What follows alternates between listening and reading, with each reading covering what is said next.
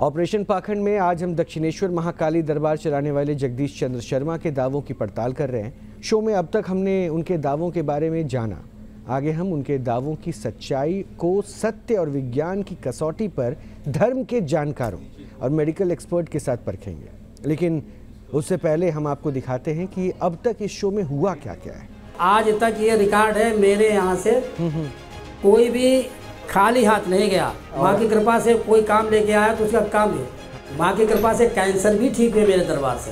अरे वाह, बहुत अच्छे। मेरे घर में कैंसर आ गया, अब हमको डर लगता, हम नहीं करते थे। डॉक्टर्स के पास भी गए, खुद आप काली माँ के उपासक हैं। लोगों पे कृपा बरसती है माँ की, आप जरिया बनते हैं। लेकिन अपने बेटे के साथ हुए हादसे में आप कुछ नहीं कर पाए। क्या हुआ था? माँ का अगर सच्चा साधक होगा तो माँ कभी आपको तकलीफ में देखेंगे ही नहीं। मेरी बहन के ऊपर माँ का साया आता है। अपने औलाद को खोने के दुख से कहीं ना कहीं तड़पता होगा, उस पर कृपा क्यों नहीं बरस पाई? अगर वो सामने आके हमसे सर मांगे तो सर दे देंगे। अगर उसको डॉक्टरी इलाज फायदा नहीं हुआ तो मेरे इलाज से फायदा हुआ तो हम क्यों छोड़ो दवाई।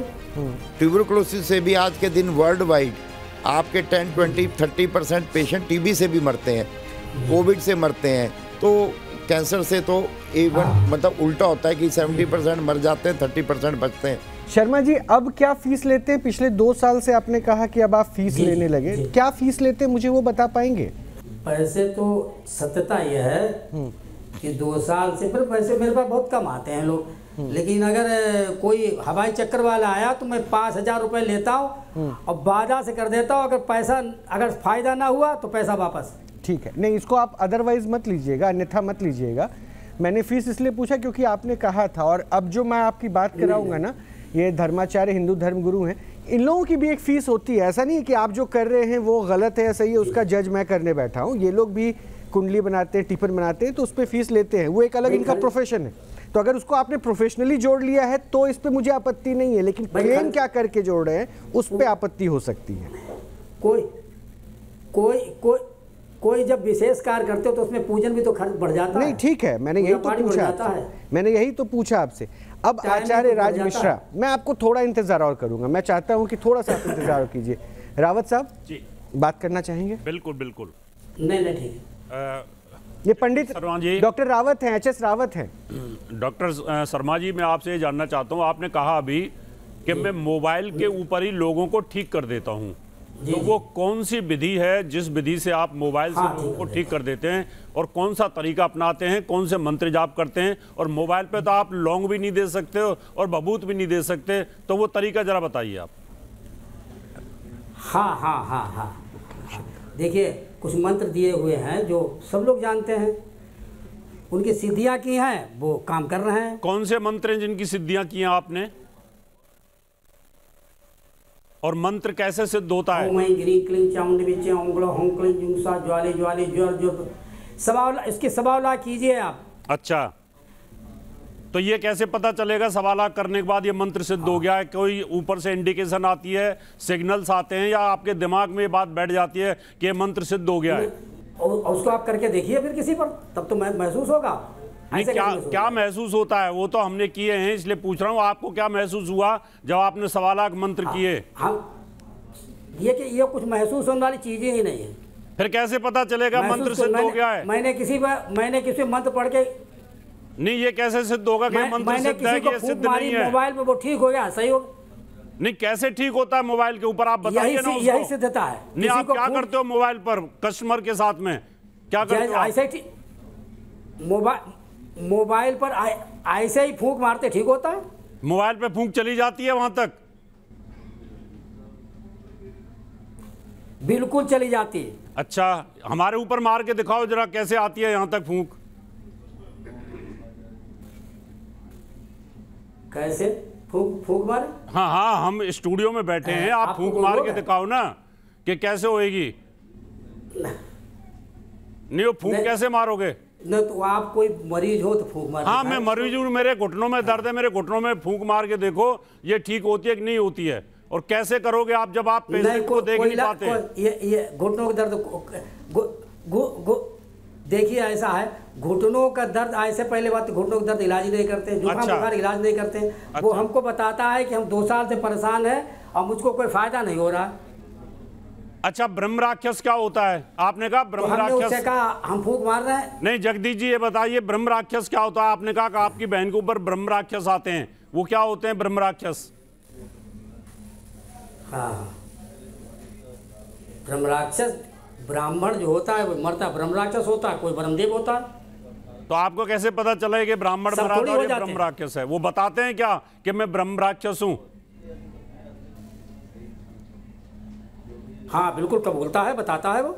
मतलब जितने ब्राह्मण मरेंगे वो सारे ब्रह्म राक्षस बन है जाते कि हैं? मैं ब्रह्म राक्षस हूँ, हाँ, सब थोड़ी मर जा, सब थोड़ी हो जाते हैं। कौन होता है ब्रह्म राक्षस? वही तो पूछ रहा हूं आपसे, आपकी बातचीत होती है ना ब्रह्म राक्षस से। वैसे जो कुकर्मी होते वो हो जाते हैं, थोड़े मतलब अच्छे नहीं होते हैं। अच्छा, कुकर्मी आप कैसे पहचानते हो ये कुकर्मी है? ये ब्रह्म राक्षस कुकर्मी आप कैसे पहचान लेते हैं? यह कैसे पहचानते हो? जब ब्रह्म राक्षस जब ब्रह्म राक्षस बना है तो वो कुकर्मी ही होगा। तो वो कुकर्मी आपकी बहन के ऊपर क्यों आते हैं? पूछा नहीं आपने कि मेरी बहन के ऊपर क्यों आते हैं, आपके ऊपर क्यों नहीं आते? वो तो किसी के ऊपर आ सकते हैं। नहीं, आपके ऊपर आए हैं कभी? कोई बहन पे आए हैं, चाहे किसी पे आ सकते हैं। नहीं, आपके ऊपर आए हैं कभी ब्रह्म राक्षस? आपके ऊपर देवी आती हैं? नहीं, कैसे आए? नहीं, आपको देवी नहीं आती मेरे ऊपर। नहीं, मैं बात करता हूँ, मेरी बहन पे आती है। नहीं, आपके ऊपर कभी नहीं आती वो। आप तो उनके भक्त हैं, बहुत बड़े सिद्ध दरबार है आपका। तो इससे क्या होता है? नहीं, आपने कहा था ना कि मैं देवी, आपने कहा था मैं देवी से हुई है, सब कुछ ऐसा करते हैं। आपने कहा था कि मैं देवी से बात करता हूं। क्या बात करते हैं आप उनसे? स्वप्न वार्ता होती है मेरी। क्या वार्ता होती है?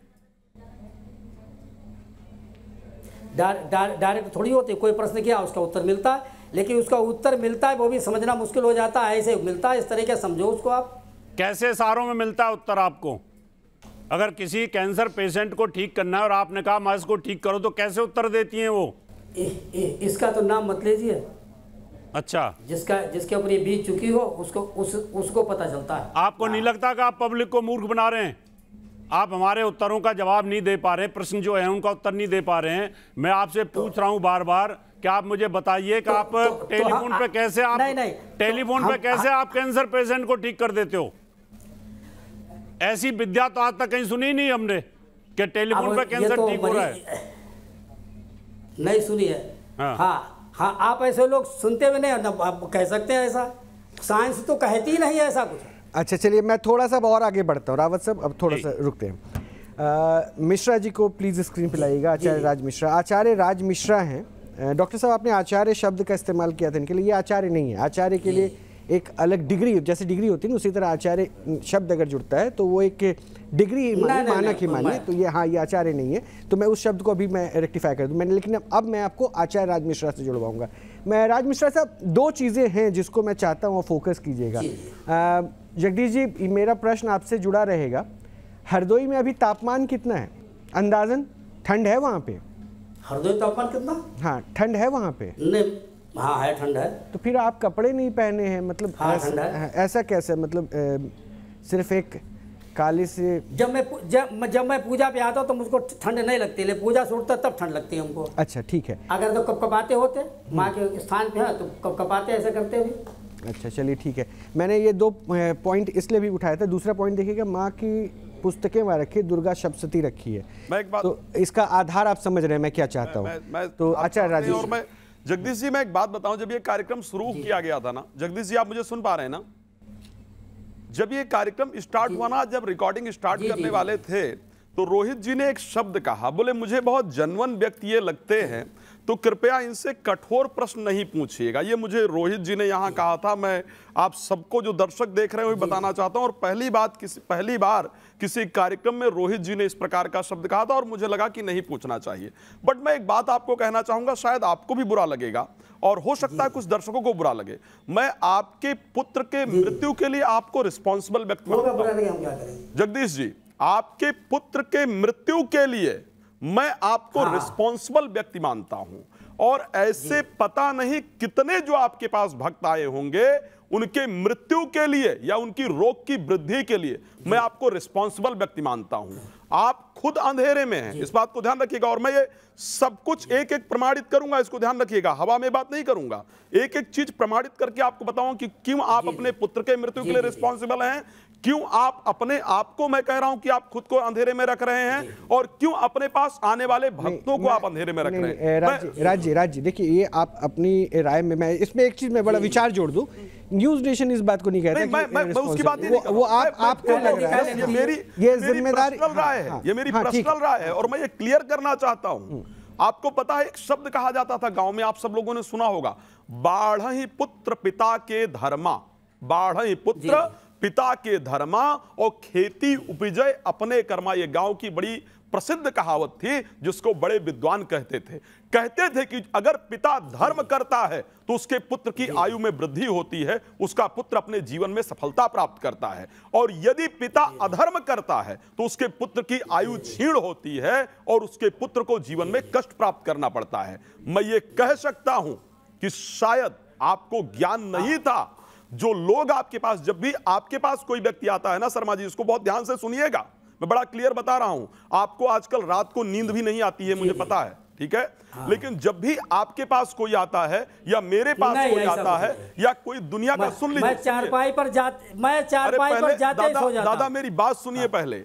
आपके पास या किसी धार्मिक व्यक्ति के पास जब कोई जाता है ना, तो बड़े दुख के, बड़े पीड़ा के साथ जाता है। प्रसन्नता में कोई किसी धार्मिक व्यक्ति के पास जनरल कम ही लोग जाते हैं, और जो उसका पाप है ना, जब मैं कुछ नहीं जानता हूं और अगर मैं उसका धन ग्रहण करता हूं तो वो पाप कहीं ना कहीं मेरे परिवार को परेशान करता है, और उस पाप को आपने ग्रहण किया जिसका कारण आपके पुत्र को रोग हुआ, इसके लिए आप रिस्पॉन्सिबल हैं। अब दूसरी बात मैं बता रहा हूं आपको बड़ा क्लियर, तीसरी चीज सुन लीजिए। आप कहते हैं मेरी, एक मिनट सुनिए दादा, मेरी बात आंसर कीजिएगा। मिश्रा जी नहीं, उनका जवाब लेते फिर आप बोल दीजिएगा, क्योंकि एक बात मैं बड़ा स्पष्ट कर दूं।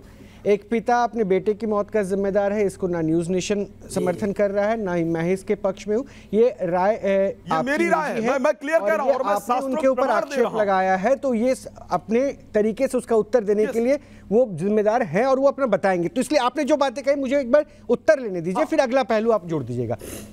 शर्मा जी अपनी बात रख दी, बहुत सारे आरोप आपके ऊपर मिश्रा जी ने लगा दिए हैं। जी कोई बात नहीं। देखिए, वैसे तो ऐसा ही होता है। बताइए, मिश्रा जी तो नास्तिक तो है नहीं, वैसे नास्तिक लोग ऐसा कहते हैं। तो नास्तिक, मैं किसी को बुलाना नहीं जाता हूँ, कर रहा हूँ। और रही बात ये लेने वाली, उसकी बात कर रहा हूँ। शास्त्र ये कहता है, एक मिनट सुनिए। 50 वर्ष तक मैंने कुछ लिया ही नहीं किसी से, जब हम कुछ हजम करें। दादा कुछ लेने की तो बात ही नहीं है। अब हम अगर कुछ लेते भी हैं, किसी को मेरी विद्या नहीं, मैं आपको एक बात बता रहा हूं, सुन लीजिए। अब मेरी बात सुनिए, मैं आपको एक बात और बता रहा हूं। आपको पिता है विदाउट यज्ञोपवीत संस्कार, सुन लीजिए, विदाउट यज्ञोपवीत संस्कार संकल्प करने का अधिकार नहीं है, और वेद के मंत्र अध्ययन का अधिकार नहीं है। आप जिस सिद्धि की बात कर रहे थे, सिद्ध कुंजिका स्तोत्र मंत्र की आप बात कर रहे थे, हम लोग रोज उसका पाठ करते हैं। दादा जब आपका यज्ञोपवीत संस्कार ही नहीं हो पाया था, तो आपने सिद्ध कैसे कर लिया? क्या बात कर रहे हो?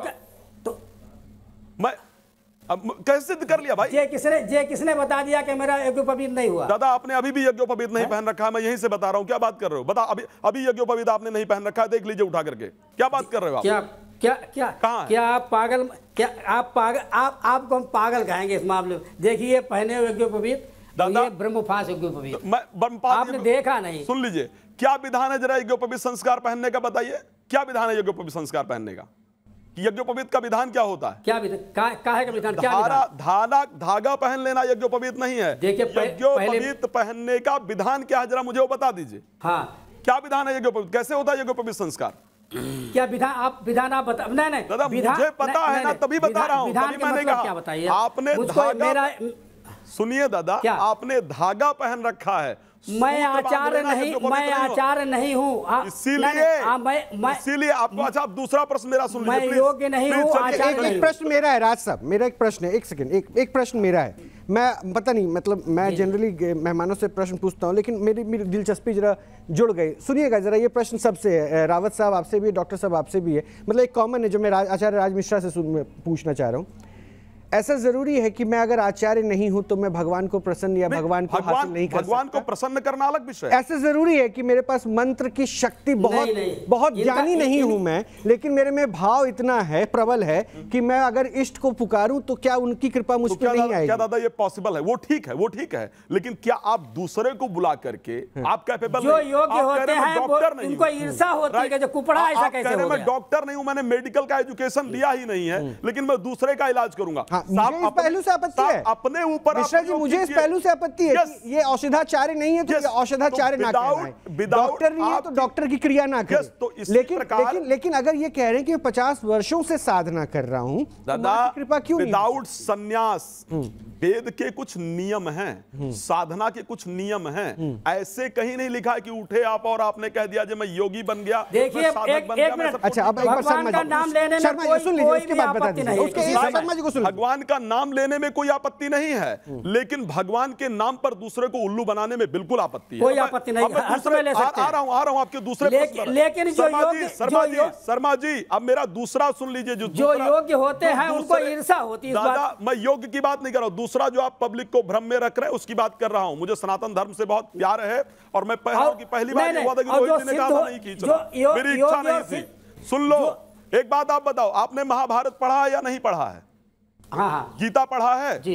गीता में भगवान कृष्ण, सुन लीजिए, भगवान कृष्ण जब अर्जुन को अपना विराट स्वरूप दिखाना चाहते हैं तो एक दिव्य दृष्टि प्रदान करते हैं। सभी दर्शक इस बात को जानते हैं जी जी। अगर अपना विराट स्वरूप यानी भगवान को अगर मुझे देखना है तो मैं इन नेत्रों से नहीं देख सकता हूं, ये गीता के अंदर वर्णन है। और आप कह रहे हैं कि मेरी बहन के ऊपर देवी जी आती हैं। अरे इस शरीर पर पंच तत्व से बने हुए शरीर पर मैं भगवान को या देवी को स्वीकार करता हूं, ये पॉसिबल है? फट जाएगी दादा। अगर मैं देवी को अगर भगवान अर्जुन नहीं देख सकते जो द्वापर युग में पैदा हुए, जो भगवान के परम भक्त हैं, जो कहते हैं भगवान के अगर विराट स्वरूप मेरा देखना है भाई तो आपको मुझे दूसरी दृष्टि देनी पड़ेगी। और आप कह रहे हो माँ रोज मुझसे बात करती है, आप कह रहे हो कि मेरी बहन के ऊपर देवी आती है। मतलब अब मैं इसको फाइनल एक आखिरी कमेंट लूंगा मैं। क्या लगता है जो अभी तक वो कह रहे हैं उस क्लेम से आपको आपत्ति है, या फिर लग रहा है कि ठीक है भक्ति वो करे, भक्ति से मुझे कोई परेशानी नहीं है, ये डॉक्टर वाली क्रियाओं से मेरे दृष्टि से पाखंड है पूरी तरह से? अच्छा, मतलब ये आपका ओपिनियन है? 100% मैं कह सकता हूं। पहली बार आपसे सहमत था, मुझे लग रहा था आपके हिसाब से चलूंगा, लेकिन मुझे नहीं चलने के लिए मैं कभी किसी को कन्विंस नहीं करता कि मेरे हिसाब चले, राय हमेशा आपकी अपनी होनी चाहिए। और तभी योग्य लोग पाखंडी, जो ज्यादा योग्य होते पाखंडी बताते हैं। अच्छा ठीक है, कोई बात नहीं शर्मा जी, देखिए लास्ट में तो आपका ओपिनियन मैटर करेगा ना, मैं आपको भी सुनूंगा। एक बार रावत साहब से पूछ लेते हैं। जगदीश जी मैं आपसे सिर्फ यही कहना चाहूँगा, जो भी मेडिकल के जो पेशेंट हैं, कैंसर वाले, टीबी वाले या जिनको तकलीफ है, उन पर ये क्रियाएं मत करिए आप, ये गलत है। आप उनकी जान के साथ खिलवाड़ करते हैं, क्योंकि आपको इसके बारे में नॉलेज नहीं है। आपको ये नहीं पता कैंसर कैसे होती है, टीबी कैसे होती है, शुगर कैसे होती है, हार्ट अटैक कैसे होता है। आप लॉन्ग किसी को सूट करे ना करे, आपकी बबूत से ही आदमी को तकलीफ हो जाए, ये एक बहुत ही गलत है आप जो कर रहे हैं। इसको आपको छोड़ना चाहिए। आपके आशीर्वाद में शक्ति हो सकती है, आपके आशीर्वाद में, ये मेडिकल साइंस के नियमों के हिसाब से गलत है। दूसरी बात पीने से कोई मर गया? दूसरी बात यह है कि आपने मंत्र सिद्ध कर रखा है, वो आपकी अपने एक आत्मविश्वास है, और आत्मविश्वास के आधार पर आप किसी को आशीर्वाद देते हैं और आशीर्वाद फलीभूत। शर्मा जी, रावत साहब को मैं रोक रहा हूं, पहले तो रावत साहब माफी, एक सेकंड आचार्य जी, मैं एक बात आपको बताऊं, ऐसे तो कई केस हैं जिसमें जहर पीने से भी लोग बच गए, और रही बात जल पीने से, तो जल पीने से भी इन्फेक्शन हो जाता है। वो कहां पे आपने रख रखा है उस पर डिपेंड करता है। तो ये क्रेडिट दे देना कि देखिए उनका जो कहना है ना आचार्य जी का या फिर डॉक्टर साहब का, डॉक्टर सुनिए ना सर, जल ताज़ा होता है, कहाँ से भरा वो भी तो डिपेंड करता है ना सर। बहुत बॉडी ऐसी होती है जिनकी अपनी इम्यूनिटी पावर होती है, एक्सेप्टेबिलिटी होती है कि वो क्या एक्सेप्ट कर पा रही है, इसलिए ये तर्क नहीं हो सकता। और या फिर इस पर मैं कोई डिबेट नहीं कर रहा, लेकिन ये जो डॉक्टर्स कह रहे हैं या फिर डॉक्टर एच.एस. रावत कह रहे हैं, उनका स्पष्ट रूप में एक मूल्यांकन है कि आप आस्था भाव से पूजा पाठ कीजिए, सब ठीक है, लेकिन किसी को ये कह के भभूत और लौंग से मैं ठीक हो जा रहा है, ये कहना या मोबाइल पे फूंक मार के, इससे इनको आपत्ति है ना रावत साहब? बिल्कुल एकदम है, और मोबाइल पे फूंक मारने ये पाखंड है। पाखंड। क्योंकि कोई भी विद्या ऐसी मोबाइल के अंदर नहीं है जो फूंक चली जाएगी। और अगर मोबाइल के ऊपर इनकी वीडियो कॉलिंग भी करा दी जाए तो अभी कोई ऐसी विद्या नहीं है जो कैंसर को ठीक कर देंगे, क्योंकि इनको पता नहीं कैंसर है कहां का और कहां क्या चीजें करनी है। इस वजह से ऐसी चीजों से आपको दूर रहना चाहिए। मैं आपके आत्मविश्वास को, आपकी धार्मिक आस्था को मैं ठेस नहीं पहुंचाना चाहता। सुन लीजिए पहले, सुन लीजिए। आपकी आस्था है, आपका तप है, आपका जो तप है, आपकी मंत्र सिद्धि है, वो आपके साथ होनी चाहिए। आप लोगों को अपना आशीर्वाद दीजिए, उनसे ठीक करिए, क्योंकि दुआ और आशीर्वाद में बहुत बड़ी शक्ति होती है। लेकिन जो ये लौंग, पानी और जो आप भभूत से लोगों को कैंसर जैसी बीमारियों का दावा कर रहे हैं, ये गलत है, ये पाखंड है और इस पे आपके खिलाफ केस भी बन सकता है, क्योंकि मेडिकल साइंस इन चीजों का विरोध करती है। अब जवाब क्योंकि समय बहुत लिमिटेड है। अब जवाब, हाँ बोलिए। आप कैंसर की बात ही छोड़िए। नहीं क्या आप ही ने कहा था कैंसर ठीक करता हूं मैं तो बात नहीं कर रहा। और आगे मैं तो सिर्फ आपकी आस्था की बात कर रहा हूं। ठीक हुए। और दूसरी चीज, आप जल की बात कर रहे हैं कि मैं जल देता हूं। सुन लीजिए, मैं जल भी देता हूं। अभी आपके आसपास चूहे घूम रहे हैं दुनिया भर के, और क्या पता उस जल में वो चूहा मुंह मार जाए और वो जल आप किसी को दे दो, उससे इन्फेक्शन हो जाए। इसलिए बीमारियों के साथ, लोगों के साथ खिलवाड़ मत करिए। आप जो आपकी धार्मिक स्थिति है, मंत्र का विज्ञान है, साधना का विज्ञान है, वो आप रखिए, अपने तक सीमित रखिए। ये आपकी बहस है। नहीं ठीक है, ये अपनी राय रखने का अधिकार सबको है। शर्मा जी देखिए, अपनी राय रखने का अधिकार सबको है। आप क्या कर रहे हैं, क्या नहीं कर रहे हैं, वो सबके सामने आ चुका है। क्योंकि देखिए अभी भी मैं आपको कहूं स्पष्ट रूप से, अभी भी आप कहते हैं कि कैंसर के लोग ठीक हुए, ये आपका दावा है। मैं उस दावे के ऊपर नहीं जाऊंगा, लेकिन मैं उस वाक्य को याद कराते हुए फिर बोलूंगा इस दावे से आपको क्यों बचना चाहिए। आपका बेटा 2017 में कैंसर की वजह से आपको छोड़कर चला गया और आप उसको नहीं बचा पाए। एक पिता जो इतनी दैवीय शक्ति के साथ जुड़ा हुआ है, वो अपने बेटे को नहीं बचा पाया। लेकिन अगर वो ऐसा दावा करे तो मुझे लगता है कि जो यहाँ ज्ञानी पुरुष बैठे हैं उनकी नजरों में ये पाखंड दिखेगा। तो इनके ओपिनियंस हैं, ये ओपिनियंस को सुनिए। मैं लास्ट में एक वक्तव्य आपका और जरूर लूंगा, लेकिन मैं एक बार डॉक्टर साहब से बात करूंगा। डॉक्टर साहब, फाइनल कॉमेंट क्या लग रहा है?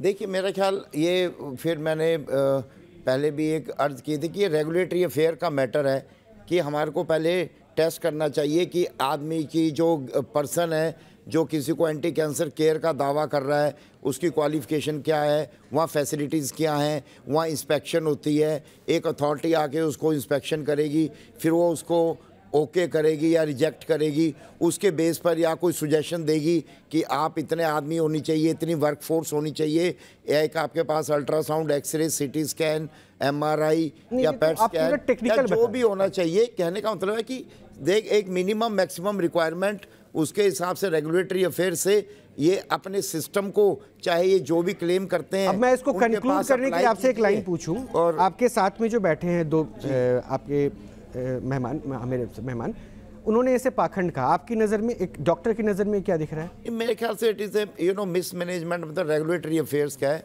ये तो medical regulatory affair authority of India को इनके ऊपर जरूर कोई पॉलिसी बनानी चाहिए। नहीं सर, आप मेरे साथ शो में पहले भी बैठ रखे हैं, मैंने लास्ट टाइम भी यही बोला और मैं अभी भी कह रहा हूं कि मैंने 100 से ज़्यादा ऐसे लोगों के साथ ये शो किया है। आप भी रावत साहब कई शो में बैठे हो, मिश्रा साहब तो कई बार मेरे साथ बैठे हैं।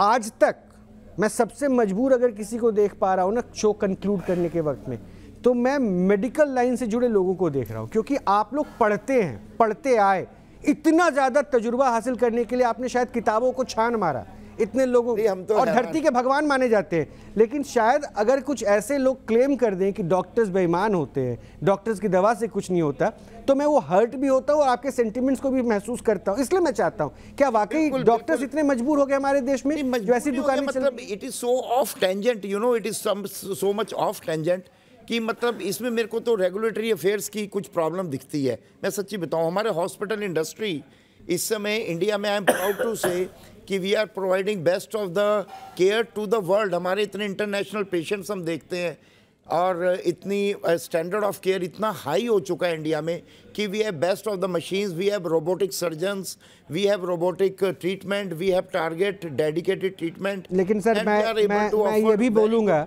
ये बेशक देखिए, मैं कहा ना कि मैं सेंटिमेंट्स रखता हूं। मैं एक आइडिया और बोल दीजिए, उसके बाद मैं एक कंक्लूड आपके साथ भी मैं करूंगा, क्योंकि हमारे देखो इंडिया में अगर फैसिलिटीज नहीं होती ना, तो मैं इन ऐसी प्रकार की ट्रीटमेंट्स को मैं बोलता मरता क्या ना करता, चल रहा है जी चलने दो, चुप रहो। लेकिन मैं अब कहना चाह रहा हूं कि इंडिया में आफ्टर इंडिपेंडेंस जब अंग्रेज थे और ऐसा होता तो हम मान सकते थे, उन्होंने हमारा इतना दमन कर दिया, they looted trillions of dollars. नहीं सर, ये बात तो सच है, लेकिन अब ट्रूली एडमिट और acceptable I think we are point है कि हमने कोविड जैसे उस आंधी से, सुनामी से लड़ा और यही डॉक्टर्स खड़े थे। बट ये भी सच है सर, हमारे देश में आज भी डॉक्टर्स की क्राइसिस है, और इस बात को आप भी एक्सेप्ट कीजिएगा। हमारे देश में 1000 पे एक डॉक्टर नहीं है, पर अभी आयुर्वेदा चाह रहे हैं। मैं कह रहा हूं ना सर, और शायद यही बड़ी वजह है कि लोगों को वो इलाज नहीं मिल पाता है जिसकी उनको जरूरत होती है, और या फिर वो कॉस्टिंग उनकी हाई हो जाती है। देखिए, पर मैं आपसे, और शायद तब ऐसी दुकानें चल, अगर आप ब्रिटिश टाइम 70 साल पहले देखिए ना, आप कितने डॉक्टर, ट्रांसफॉर्मेशन हुआ, बट वी आर ट्रांसफॉर्मिंग। मैं कह रहा हूं, बट चैलेंजेस है, तभी तो ये है। हाँ, आपके कुछ लाइंस बच गए थे। मैं एक बात बता, बस खत्म करना है। मैं खत्म इसलिए कर रहा हूं, आपने कहा था ना, एक प्रश्न किया था बीच में कि क्या कोई पढ़ा ना हो तो भक्ति कर सकता है या नहीं कर सकता है। मुझे पता है कब बड़ा दिमाग मेरा खराब हुआ सुन करके, भक्त कह रहे थे। आपको पता है भक्ति का मतलब क्या होता है? ये भक्त भी नहीं है भगवान के, ये भी मैं यहां बैठकर कह रहा हूं। और क्यों कह रहा हूं पता है? कोई भी भक्त कभी ये नहीं कहता है कि मैं किसी को ठीक करता हूं। मैं आपको बता रहा हूं जगदीश शर्मा जी, दोबारा नोट कर लीजिए मेरी बात को। आपको पता है हनुमान जी राम जी के भक्त हैं, लेकिन जब आते हैं तो हनुमान राम जी से पता है क्या कहते हैं? प्रभु की कृपा भयो सबका, जो मेरी कोई प्रभुता नहीं थी, नाथ न कछ मोरी प्रभुताई। भक्त कभी ये कहता ही नहीं कि मैं कैंसर ठीक करता हूं। अब शर्मा जी अपनी बात रखिए, देखिए ये सब हटा दीजिए। देखिए, यहाँ बहुत सारे तर्क हो गए। अब आपका ओपिनियन, ये भी मैं ये नहीं कहता कि मैंने ठीक किया। 5 बार कहा आपने मैंने कैंसर ठीक किया। मैं नहीं कहता मैंने ठीक किया। ये तो आचार्य मिश्रा सबको मैंने नहीं, गलत। आप पाखंडी क्यों नहीं है? मेरे इस प्रश्न का उत्तर दे दीजिए। मेरी माँ करती है, बात जो करती है। सुनिए, ठीक है, माँ ही सब कुछ करने वाली है, माँ ही सब कुछ करने वाली है, मानता हूँ। मुझे मेरे प्रश्न का उत्तर दे दीजिए। मुझे मेरे प्रश्न का उत्तर दे दीजिए शर्मा साहब। मुझे आपको पाखंडी क्यों नहीं कहना चाहिए? हाँ, जो चोट हो चुकी इसलिए कहना चाहिए। नहीं, मुझे क्यों नहीं कहना चाहिए? हो गई है उसके लिए आदमी जरूर, तुम क्या और लोग भी कहते ही है कि ये सब छोड़ दो काम, लेकिन मैं तो नहीं छोड़ पा रहा हूँ। क्या आप पाखंडी हैं? ये पूजा पाठ छोड़ दो, मैं तो नहीं छोड़ पा रहा हूँ। नहीं, पूजा पाठ किसने छोड़ने को कहा? मैंने एक बार भी कहा? पाखंडी कतई नहीं। मैंने एक बार भी कहा आपको पूजा पाठ छोड़ना? क्योंकि मेरे द्वारा आज भी बहुत से लोग ठीक होते हैं। फिर आप गलत क्लेम कर रहे हैं। इसी बात से तो आज भी मैं प्रसाद करता हूँ, करता रहूंगा। अपना प्रारब्ध सुधार लो दादा, अपना प्रारब्ध सुधार लो। डॉक्टर साहब कुछ कहना चाह रहे हैं? डॉक्टर साहब आखिरी लाइन, मेरे पास सिर्फ एक चीज कहना चाह रहा हूँ। कई बार क्या होता है ना, मैंने ये एक्सपेक्ट देखता हूँ अपनी प्रैक्टिस में, आप जैसे मतलब कई बार मैं लाइटर साइड पे कह रहा हूँ कि पाखंडियों की भी जरूरत होती है सोसाइटी में, क्योंकि देखो कैंसर अभी भी एक टैबू है। कुछ पेशेंट परसेंटेज ऐसी भी होती हैं कि जो ऐसी जगहों पे जाकर सोसाइटी में व्हेन दे कम बैक ना, तो वो बोलते हैं नहीं जी हम तो पंडित जी के पास गए थे, ठीक है, वो कैंसर ठीक है। डॉक्टर साहब बहुत बहुत शुक्रिया। मैं अपनी लड़की, डॉक्टर साहब शुक्रिया, मेरे पास समय इतना ही है। डॉक्टर साहब शुक्रिया, डॉक्टर रावत बहुत बहुत शुक्रिया। आप उसी के पीछे क्यों पड़ गए? नहीं सर, पढ़ना पड़ेगा। कैंसर जितनी बड़ी बीमारी है ना, उसको आप लोगों ने खिलवाड़ समझ के खेला बना दिया। और मैं सिर्फ आपका नाम लेकर नहीं बोल रहा, मैंने तो इस लाइन में भी कई लोगों को ऐसा देखा, और आपने देखा कि आपने उसको अपने परिवार के साथ, अपने नुकसान के साथ उसकी भरपाई की है। अच्छा, इसलिए मैंने कहा ना कि मैं आपसे खैर बहुत बहुत शुक्रिया, आपने समय निकाला। मैं यहाँ ये तय नहीं करता कि आप गलत है या सही है, यहाँ ओपिनियन मैटर करता है। लोगों की राय को हम यहाँ सबसे ऊपर रखते हैं, और अंत में फैसला हम जनता के ऊपर छोड़ते हैं। मेरा काम आपको सबके सामने लाना था, रखना था, आप क्या करते हैं क्या नहीं करते। आप बस ध्यान रखिए कि किसी की ज़िंदगी से खिलवाड़ ना हो, और आप लोगों के लिए, हमारे दर्शकों के लिए, क्योंकि हम जिस मुहिम पे लगे पड़े हैं उस पे आप हमारे साथ लगातार जुड़े हुए हैं, और इसलिए ज़रूरी भी है कि आप सजग रहें, आपकी जिम्मेदारी बनती है। और इस सजगता में आज की तस्वीर को देखने के बाद भी आप अपने राय के साथ तय कर लीजिए क्या सही और क्या गलत है। आप सुरक्षित रहिए, अच्छे से रहिए। नमस्कार।